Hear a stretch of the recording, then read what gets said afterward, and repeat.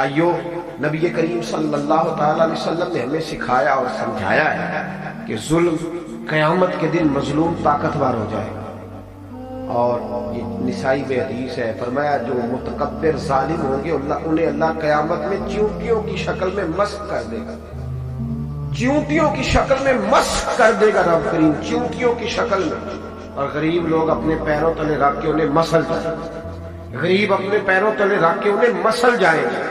میرے بھائی یاد رکھیں، کبھی بھی کسی بھی موقع پر اگر اللہ صاحب اختیار کرے، صاحب اقتدار کرے، کہیں کو منصب دے، ظلم نہ کرے، زیادتی نہ کرے۔ شاہ کسریٰ،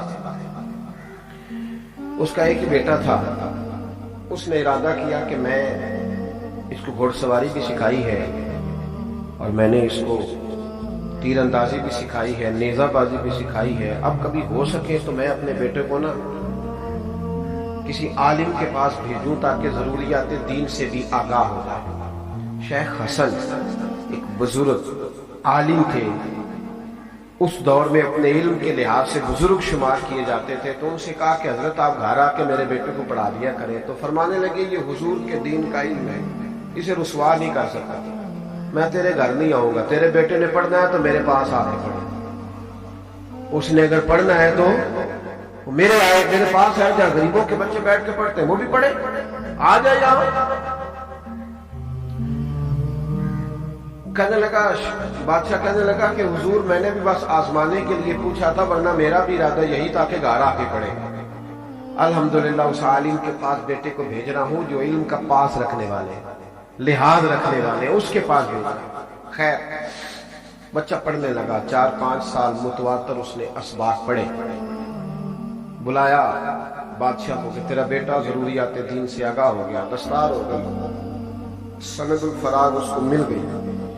فراغت کے بعد بچہ گھر چلا گیا۔ ایک دن استاد صاحب کو کچھ دنوں کے بعد کچھ خیال آیا تو پیغام بھیجا کہ ذرا شہزادے کو بھیجو، میں نے ملنا ہے۔ 2-4 دنوں کے بعد بھیج دیا بیٹے کو، ملنے آیا۔ استاد جی نے بچے کو اندر بلایا کمرے میں، اور پھر اندر سے دروازہ بند کر دیا، اور پھر ہاتھ کے اندر درہ پکڑا اور اس کے سارے وجود پر درے مارنے شروع کیے، اس قدر زور سے مارے کہ اس کے پورے وجود پر نشانات پڑ گئے۔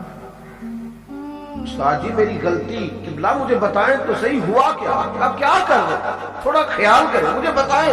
چپ کر نالائق، اب میں وجہ سے ماروں گا، تجھے وجہ بتاؤں گا۔ مارتے رہے استاد جی، جب خوب پیٹ لیا، دروازہ کھولا، چل دوڑ جا۔ وہ سیدھا باپ کے پاس گیا، اس نے اپنے وجود سے کپڑے ہٹا کر دکھایا، ابا استاد نے مار کے وجود پہ نشانات ڈال دیے، ناجائز مارا ہے۔ والد کہنے لگا بیٹا جو استاد ہوتے ہیں وہ ناجائز نہیں مارا کرتے، جو استاد ہے وہ ناجائز۔ 5 سال تو جاتا رہا، کبھی ایسی کمپلین اور شکایت نہیں آئی تو آج ہی استاد نے مارنا تھا، یہ کیسے ہو سکتا ہے؟ کبھی کسی کے ساتھ 5 سالوں میں تم نے دیکھا ظلم کیا ہوگا؟ حضور نہیں، تو کہا پھر آج کیسے کر دیا؟ کہا آپ بلا کے پوچھے۔ تو بادشاہ کہنے لگا جو قومیں استادوں کو کٹاروں میں کھڑا کرتی ہیں وہ کبھی پڑھا نہیں کرتی، وہ کبھی پڑھا۔ ہمارے ہاں اگر پنجاب یونیورسٹی کا استاد کی کوئی شکایت ہو تو اس کو کوئی نہیں پوچھ سکتا، لیکن مسجد کے قاری صاحب صبح اگر کسی بچے کو تھپڑ مارے نا تو ان کی چھٹی ہو جاتی ہے، کیونکہ قاری صاحب بیچاروں کی تنخواہ ہے 8,000 روپیہ۔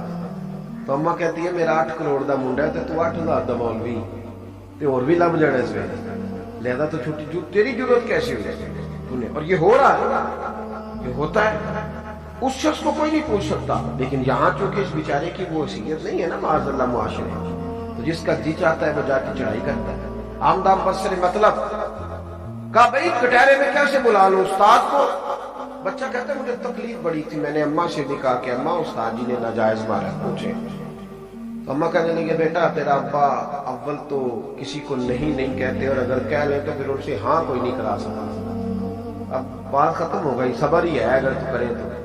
وقت گزر گیا، 35 سال بیت گئے، بادشاہ کا انتقال ہوا اور بیٹا حکمران ہو گیا۔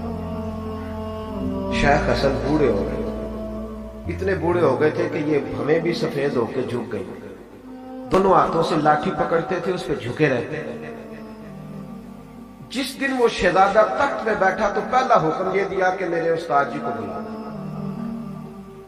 गए लोग बुलाने, वो लाठी पे झुके हुए आए, लाठी टेकते हुए, और आके खड़े हुए बुढ़ापे में। तो कहने लगा उस्ताद जी महसूस ना करना, महसूस ना करना, आपको मैंने बुढ़ापे में तकलीफ दी, मजबूरी थी।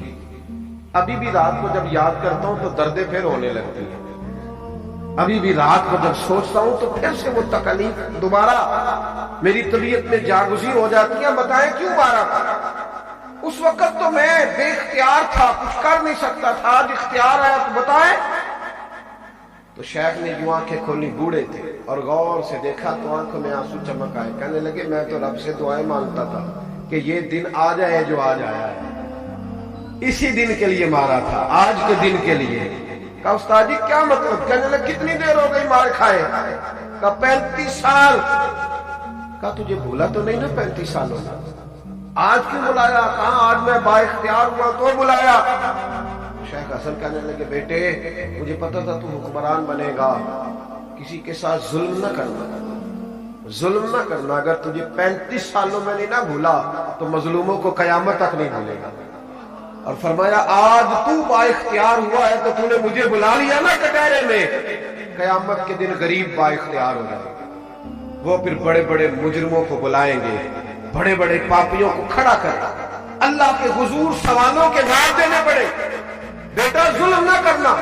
शहजादा समझदार था, उठ के आया, उस्ताद के हाथ चूमे, कहने लगा उस्ताद जी मैं जिसे फैंटी समझ रहा था, मार समझ रहा था, तशद्दुद जान रहा था, मुझे तो अब समझ आई है वो भी मेरे असबाक में से एक सबक था, वो भी मेरा एक सबक था जिसे मुझे याद रखना चाहिए था। वो तो आपने मेरी तरबियत याद रखी। जुल्म जो होता है ना, जुल्म,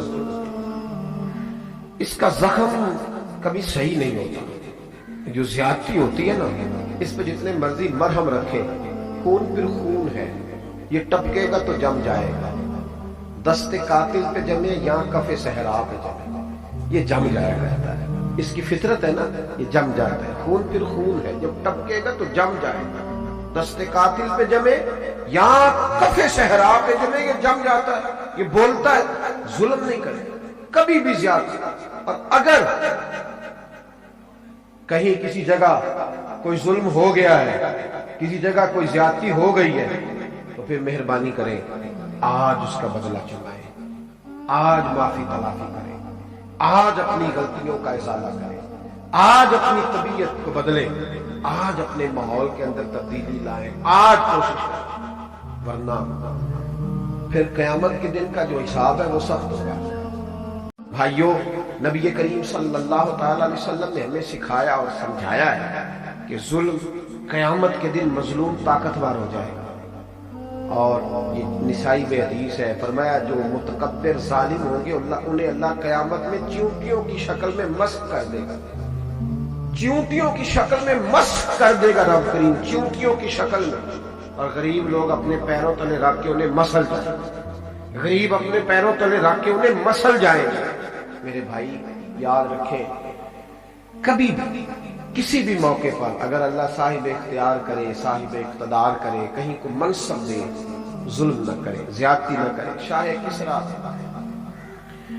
उसका एक ही बेटा था, उसने इरादा किया कि मैं इसको घुड़सवारी भी सिखाई है और मैंने इसको तीरंदाजी भी सिखाई है, नेजाबाजी भी सिखाई है, अब कभी हो सके तो मैं अपने बेटे को ना किसी आलिम के पास भेजूं ताकि जरूरियात दीन से भी आगाह हो जाए। शेख हसन एक बुजुर्ग आलिम थे, उस दौर में अपने इल्म के लिहाज से बुजुर्ग शुमार किए जाते थे। तो उनसे कहा कि हजरत आप घर आके मेरे बेटे को पढ़ा दिया करें। तो फरमाने लगे ये हुजूर के दीन का इल्म है, इसे रुसवा नहीं कर सकता, मैं तेरे घर नहीं आऊंगा, तेरे बेटे ने पढ़ना है तो मेरे पास आके पढ़े, उसने अगर पढ़ना है तो मेरे आए, मेरे पास है, जहां गरीबों के बच्चे बैठ के पढ़ते हैं वो भी पढ़े, आ जाए यहां। कहने लगा, बादशाह कहने लगा कि हुजूर मैंने भी बस आजमाने के लिए पूछा था, वरना मेरा भी इरादा यही था कि घर आके पढ़े।